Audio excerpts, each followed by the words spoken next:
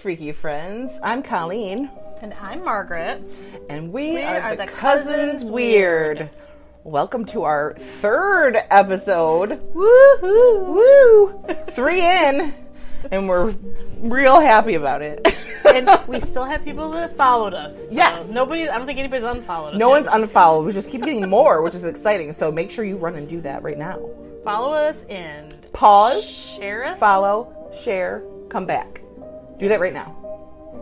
We'll wait. Yeah, we'll wait. Okay, we're back. Okay, we're back. All right, you're back. Yay. Yay. Okay, so today's episode, we're talking a little bit about this lady, and she's the most kissed woman in the world. So for our drinks today, we are having the French kiss. And this lady was French. She was Paris, France, to be exact. I may have had some of this already. I feel a little giggly. So, yeah, we've drank at least one glass already. This is champagne and raspberries. We just mushed up some raspberries, and it's yum. It's very delicious. Oh, yeah. I love a good bubbly drink, even when it's not alcoholic. But you add alcohol, it's even better. It's even better. So, we're really excited because we're going to have a special Halloween release this year that we're working on. So you should get ready and prepared for that, because it's going to be a haunted one. A local haunted one. A local business right here where we live. Yeah, so we're looking forward to that. Margaret already made the connections. We're going to do a little interview. We're not going to tell you what it is because it's an exciting thing and we want you to be surprised. But it's going to be a special Halloween release, which I think Halloween's on a Sunday. It might be. It's on a weekend. I'm almost positive. For sure. And you know when Halloween's on the weekend, it means the whole weekend is Halloween. Actually, rewind that. Pumpkin spice is out, Halloween starts. Spooky season's here, friends. It is. And I am a happy girl because I start celebrating now. It is on a Sunday. It is on a Sunday. I love that. Because then you have the whole day out, the kids don't have school. Yes. You make a whole weekend of Halloween, and I'm there. Yes. I love it. I started today. And I have I have 3 children, and the first 2 were born in Halloween, 12 days apart. So, and my middle child, her original due date was Halloween, even though she came a little early. But she is definitely my spooky child. She is. She even says she's spooky. She is spooky. Yes, she says that. So, she's a cute spooky. She is. So, be ready for that. Mark your calendar. Save your dates. Be ready for that cool new special release episode. We're excited about it. So, want to get to it? Go for it. I'm sweating up a storm. When I drink, I sweat, and I'm like sweating to death. It's hot today again. It's hot, but it's supposed to be cooler this week. We're done with this heat. Okay. All right. So, the most kissed woman in the world. So, it was the late 1800s, and a young woman was pulled from the Seine River in Paris. She had no name, but she's had several names since. Mm-hmm. I can't say a lot of these words. So I'm going to tell you. I took 4 years of Spanish in school, so I'm not. I cannot speak. We both have French blood. I know. We and cannot speak it. Literally live 30 minutes basically from Canada, where they're French Canadian. Everything's like French and English up there. Yeah. Not even nothing. Bonjour. That's oui oui. Oui oui. Oh. That's about all I got. So I'm gonna butcher these. And I'm gonna say that in advance. I'm sorry. But we're going to try it. So one of the names that's been given her is L'Iconnue de la Seine, which is the unknown woman of the Seine, the Mona Lisa of the Seine, the Recessi Anne, and the most kissed girl in the world. So those are the names that have been bestowed upon this woman that was plucked out of the Seine River in the late 1800s. They say she was 16 years old, and there's so many stories out there of how she got to the river or why she was there. And that's young. And she's very young. But you think about in the late 1800s, 16-year-olds were probably married. A lot of them. Yeah, a baby or 2 already. A little different than now, but so this point in history, and even to this day probably, but this point in history, they were pulling lots of bodies out of the Seine River. Bodies are just floating up. Yeah. In 1864 alone, 376 bodies were pulled from the river. Yikes. That year. So, that was either murder. Or drowning. Or accidental drowning. suicide. Apparently a lot of assassins like to kill people and then dump them in the river. And I even read at some point that like that's part of the like punishment for crime was to throw them in the river. So there were a lot of reasons why people were. Well, I know like the River Thames in London, and I'm thinking probably pretty much through the 1800s. It wasn't the cleanest river, and I think the Seine is probably in the same boat. Like that's where the sewer emptied. Yeah, it's gross. It was murky and muddy, and I still think to this day they can't swim in it. They're almost got to the point where they can. It's so bad. It's gross. And I think that, like, your punishment, you get thrown in the river. No! I know. Not with the turds! Like the bog of eternal stench from Lazarus. Yeah, like corpses. I mean, they pulled so many bodies, there's probably corpses in there. Can you imagine the gross that's in that river? It probably stunk. Oh, I'm sure it smelled. Well, we know the 1800s smelled. The people smelled, too. Everything was awful. Yeah. But, so in the middle of the river, there's a naturally occurring island. And on that island is where Notre Dame sits. Today, which is kind of cool. In the middle of this disgusting river. Yeah, but in the river is like the biggest part of. It's like the heart of Paris. It's like it runs through. There's 37 bridges that have to go over it. It's like the heart of Paris. So everything started from the middle and worked out around the river. So it's where all the heart of everything was. And behind Notre Dame, on the side, because there were so many bodies popping up in the river, they decided, let's build our morgue on this island because they're floating up right near there. So we'll just pluck them out, throw them in the morgue. It's really easy to do. So they built the morgue. Such convenience. Most of the bodies are coming from the river. Let's just build it right here. Because statistics show that 2/3 of the bodies in the morgue during that time were Marcus got the hiccupy drunks or something. Yep. So 2/3 of the bodies. She's got the hiccups. That's what champagne does to people. It really does. It's terrible. It's like the cartoon drunk people. Yeah. They're just hiccups and the bubbles that flow out. Yeah, exactly. Fun. So, like I said, 2/3 of the people that were dead at the time came from the river. That was a lot of people. 2/3? 2/3 of the people that were dead were from the river. Oh, it's terrible. Can you imagine you're just walking down the street and there's people floating past you? And I don't know what the population, I should look this up, the population in Paris at that time was. But I'm assuming it wasn't like it is now. Oh, there was fewer people.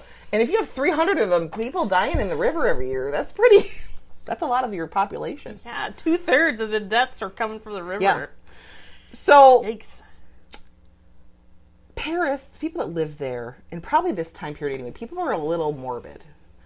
They like the macabre. They have the catacombs underneath. Yeah. So in 1868, they created a public viewing space. First, it was created because when you're plucking people out of the river that are dead, you don't know who they are because they might not have any, especially then, they wouldn't have a license on them to drive or anything. So they didn't know who they were, so they would display people. So their loved ones were looking for them. They could come down and see if they were dead. That is terrible. Like, here's a window. We'll just put the corpses in front. You can walk past. Yeah, basically. But listen. In 1868, it became such a thing that they built a special viewing space for the people. Oh, God. So they pluck the people from the river, they process them, and they place them naked on these marble slabs that were visible by anyone walking past. And then they hung up their stuff on pegs nearby. So the bodies were displayed for public to come and see them. But their viewings became so popular that it was like a daily event. Oh, let's go see the corpses. Yeah, let's go see the dead, bloated bodies that were pulled from the river. That's sickening. Like, families would pack lunches. Ew. And like, let's go see the bloated dead people before we have our croissant. While we have our croissant. Yeah, while we have our croissant. Yeah. I feel like we can talk like French people because we're French, even though we don't know how to. Anyway, so people were like, "Oh, I have to go. Let's go," and they called it the Parisian Deaths Theater because people were like, it was more popular than going to the Eiffel Tower or the Louvre. Oh my God!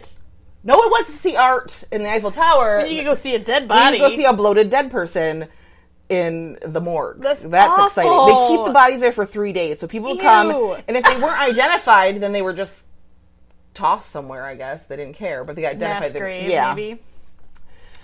So, from 1868 till 1907, that was common practice. And in 1907, someone was like, "Do you think this is a go wrong? Maybe this might be not a good idea. Maybe we should, do this different. Yeah. So they closed it off for only people that were looking for a loved one. This person fits the description of your loved one. Yeah. Come down and take a look. Yeah, it was much more managed in a way that you probably would see today. So you don't you're not looking for your sister or brother. No. While there's a family sitting there eating a picnic lunch, having a baguette. Yeah, watching the dead corpses. Yeah, yeah, that's great, isn't it? That's what. Yeah, great for the loved ones of the dead people while you're crunching on a baguette, watching. Ooh, but the word. So that sounds really good right now. I know, right? Nice fresh one with a crispy outside. Some butter on it. Mm-hmm. Yeah. And maybe a lot of cheese over there, too. I know, really good. I want to go to Paris just to eat. Brie cheese. Oh. The fresh baguette. So good. Some berries. See, we're drinking. It makes me want to eat food. I know, it's terrible. Okay. So, the grossest part... So, I said it lasted for a long time, people do that. But the most favorite thing... what people love the best. Ooh, I heard there's this good dead bodies there. Children. Ew. Got people real excited because they're nuts. That's terrible. Are these seeds in there? Yeah, probably. Yep, that's a seed. They kind of look like maggots. They do. Ew. That's really But they are seeds, I promise. Yes. I'm just what is all that going on in my cup? So, the big popular draw, they really loved it when there's children dead because these people are friggin' gross. That's terrible. Beheadings. Couldn't wait to see the head not on the body. Oh. And those that died of executions. So, eventually they started throwing everyone out to his display. They didn't just... unknowns. It was anyone that died that they didn't care about. Everyone got to see him. Nice.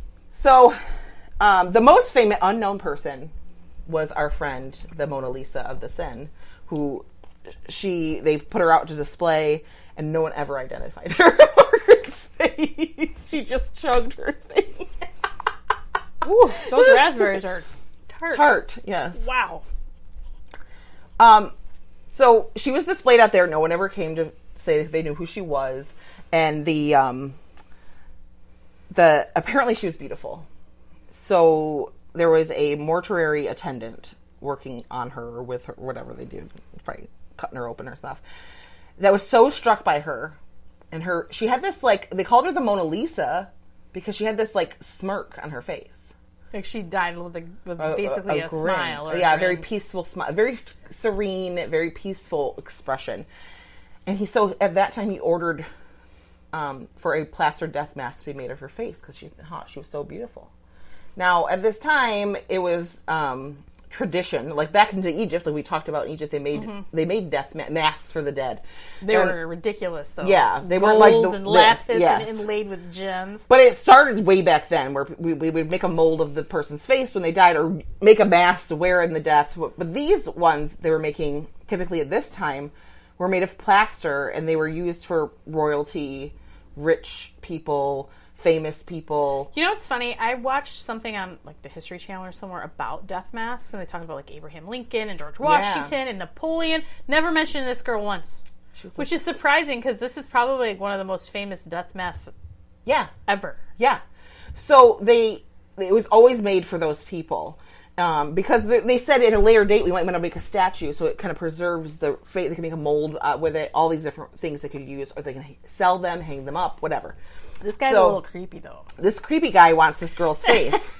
And it's very rare for an unknown person. No one unknown got a death mask. It was for rich people or royalty or famous people, right? So Napoleon. Napoleon would have got one. Mozart would have got one. He did get one. He did. She hangs next to his.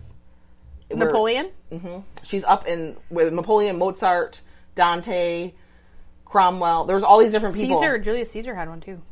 And her mask hangs there. But so, like I said, it's rare for her to have one. But with her slight smile and peaceful face, her mask became a hit. They hung the mask outside of the shop that made them. They hung her mask out there because it was so unique. She had that expression that people were like, oh, what is this mask? I must have it. So it was being sold in souvenir shops. And then across